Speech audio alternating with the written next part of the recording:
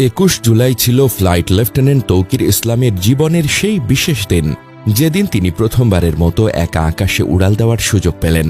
বিমান বাহিনীতে যারা পাইলট হিসেবে যোগ দেন তাদের সবার প্রথম স্বপ্ন থাকে, আমি হব একজন ফাইটার পাইলট, হব একজন টম ক্রুজ। সেই স্বপ্ন পূরণের পথে যে কঠিন বাস্তবতা ও দীর্ঘ প্রশিক্ষণ, সেটাও পেরিয়ে এসেছিলেন তৌকির।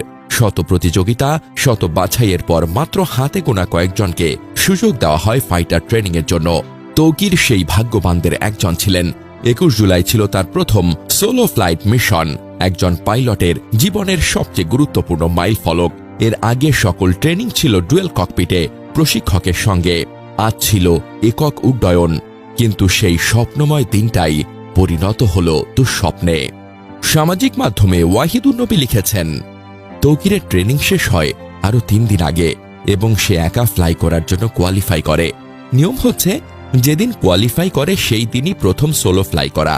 যেহেতু সেই দিন পরে আবহাওয়া খারাপ হয়ে যায় এবং পরের 2 দিনও আবহাওয়া অনুপযোগী এবং ছুটি ছিল, তাই একা ফ্লাই করার অনুমতি পায় নাই। যেহেতু গ্যাপ হয়ে গিয়েছে, তাই আজ তৌকিরের প্রশিক্ষক প্রথমেই তৌকিরকে নিয়ে আকাশে ওঠেন এবং কিছু প্র্যাকটিস করান। এরপরে ইনস্ট্রাক্টর ডুয়েল সিট থেকে নেমে যান এবং তৌকিরকে একা ছেড়ে দেন ওর স্বপ্ন পূরণের জন্য। যেহেতু কোনো ভুল করে নাই ট্রেনিং ফ্লাইটে, তৌকিরের ট্যাক্সি, টেক অফ সবই ছিল ভালো। প্রথম একা ফ্লাই করার দিনে পুরো স্কোয়াড্রন সাজ রব থাকে ওয়েলকাম করতে।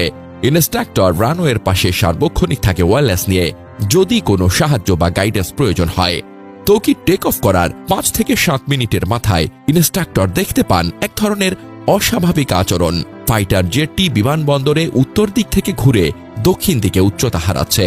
প্রশিক্ষক ওয়্যারলেসে বারবার যোগাযোগ করার চেষ্টা করে ব্যর্থ হচ্ছিলেন। কয়েক সেকেন্ডের মধ্যেই যা হবার তাই। ফাইটার জেটটি এমন অবস্থায় ছিল যে নিশ্চিত বিমানবন্দরের ইন্টারন্যাশনাল পার্কিং বরাবর পড়ার কথা। কিন্তু শেষ মুহূর্তে তৌকির কিছু একটা করেছে হয়তো, যা বিমানটিকে অন্যদিকে ডাইরেক্ট করেছে। ধারণা করা হচ্ছে ফাইটার জেটটিতে complete control loss, power loss এবং রেডিও ফেইলিওর একসাথে হয়েছে। সাধারণত নতুন ফাইটার পাইলটদের একা প্রথম ফ্লাইটে সবচেয়ে ভালো বিমানটি দেওয়া হয়, কিন্তু তবুও কেন হলো বোঝা যাচ্ছে না। বিমান বাহিনীর ইতিহাসে প্রথম একা ফ্লাইটে এটাই প্রথম দুর্ঘটনা।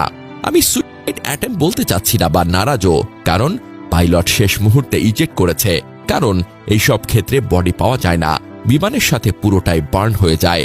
পাইলট শেষ পর্যন্ত কোনো কিছু চিন্তা না করে যদি আগেই বের হয়ে যেত, তাহলে ক্ষয়ক্ষতি অন্যরকম হতো আর নিজেই বেঁচে যেত অক্ষতভাবে।